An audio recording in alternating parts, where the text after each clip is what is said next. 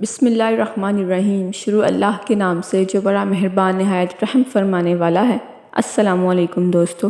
حضرت موسیٰ کی سیریز میں آج ہم بات کریں گے آخری حصے پر کہ حضرت موسیٰ کی وفات کیسے ہوتی۔ جب ملک الموت حضرت موسیٰ کی روح قبض کرنے کے لیے آتے ہیں تو کیا ہوتا ہے؟ آپ حضرت اسرائیل پر غصہ کیوں ہوئے؟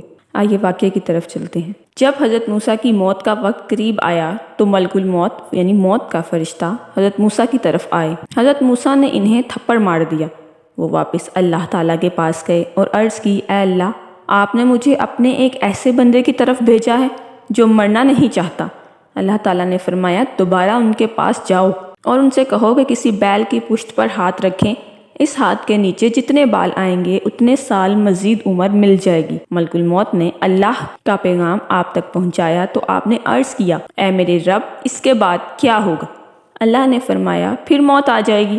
حضرت موسیٰ نے عرض کی کہ اگر پھر بھی موت ہی آنی ہے تو پھر ابھی موت کا حکم قبول ہے۔ پھر آپ نے اللہ تعالیٰ سے درخواست کی کہ مجھے ارض مقدس بیت المقدس کی سرزمین کے اتنا قریب کر دیجیے جتنی دور پتھر پھینکا جا سکے۔ اللہ تعالیٰ نے آپ کی یہ درخواست قبول فرمائی اور آپ کو ارض مقدس کے قریب پہنچا دیا۔ رسول اکرم صلی اللہ علیہ وسلم نے فرمایا کہ اگر میں وہاں ہوتا تو تمہیں موسیٰ کی قبر دکھا دیتا جو راستے کے کنارے سرخ ٹیلے کے قریب ہے۔